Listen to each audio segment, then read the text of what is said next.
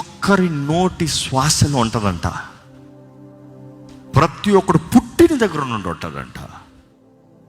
ఎందుకంటే ప్రతి ఊపిరిలో ఆ పేరు ఉంటుందంట. రబైస్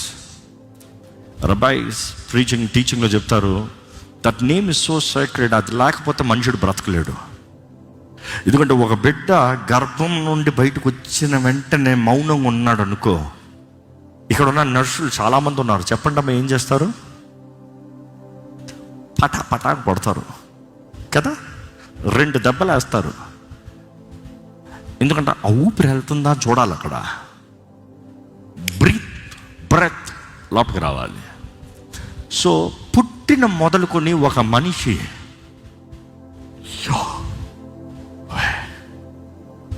దట్ ఈస్ ద వర్డ్. ఎట్లా? సో మనుషుడు చచ్చిపోయేటప్పుడు కూడా చివరి ఊపిరి అంటాం చూడు, చివరి శ్వాస అంటాం చూడు, ఎట్లా? But is not understanding. Yahweh అంటాడు. So the name of God is so powerful. అందుకనే దేవుడు ఆయన పేరు మోషేకి తెలియజేసినప్పుడు యాహ్వే అన్న పేరు యాడ్ హే వావ్ హే ఎక్కడ అనుగ్రహించబడింది. అదే మన ఇంగ్లీష్లో చూసినప్పుడు యాహ్వే అన్న పేరు రాదు, ఐ యామ్ అన్న పేరు వస్తుంది. అదే తెలుగులో చూసినప్పుడు ఉన్నవాడను అనువాడు. చూసి ఇక్కడ చూడండి, ఉన్నవాడు అనువాడని చూసినప్పుడు it is I am. That is the word Yahweh, the word Hebrew నుండి డిరైవ్ చేస్తే.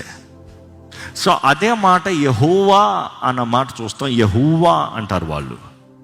సో ఈ పేరు చూసినప్పుడు అంతటిలో ఉంది